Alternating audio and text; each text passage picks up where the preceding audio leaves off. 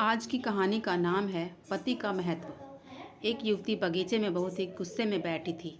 पास ही एक बुजुर्ग बैठे थे। उन्होंने उस परेशान युवती से पूछा, क्या हुआ बेटी, क्यों इतना परेशान हो? युवती ने गुस्से में अपने पति की गलतियों के बारे में बताया। बुजुर्ग ने मंद मंद मुस्कुराते हुए युवती से पूछा, बेटी, क्या तुम बता सकती हो तुम्हारे घर का नौकर कौन है? युवती ने हैरानी से पूछा, क्या मतलब? बुजुर्ग ने कहा, तुम्हारे घर की सारी ज़रूरतों का ध्यान रख कर उनको पूरा कौन करता है? युवती, मेरे पति। बुजुर्ग ने पूछा, तुम्हारे खाने पीने की और पहनने ओढ़ने की ज़रूरतों को कौन पूरा करता है?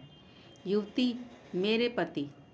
बुजुर्ग, तुम्हें और बच्चों को किसी बात की कमी ना हो और तुम सबका भविष्य सुरक्षित रहे, इसके लिए हमेशा चिंतित कौन रहता है? युवती, मेरे पति। बुजुर्ग ने फिर पूछा, सुबह से शाम तक कुछ रुपयों के लिए बाहर वालों की और अपने अधिकारियों की खरी खोटी हमेशा कौन सुनता है? युवती, मेरे पति। बुजुर्ग, परेशानी और गम में कौन साथ देता है?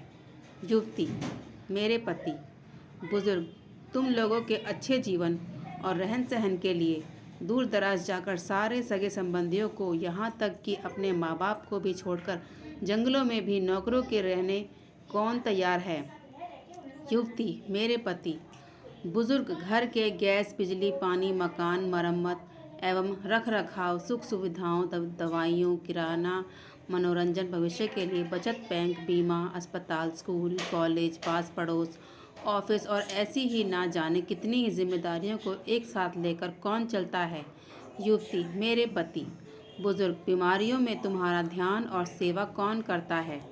युवती, मेरे पति। बुजुर्ग बोले, एक बात और बताओ, तुम्हारे पति इतना काम और सबका ध्यान रखते हैं, क्या कभी उसने तुमसे इस बात के लिए पैसे लिए? युवती, कभी नहीं। इस बात पर बुजुर्ग बोले कि पति की एक कमी तुम्हें नज़र आ गई, मगर उसकी इतनी सारी खूबियाँ तुम्हें कभी नज़र नहीं आई।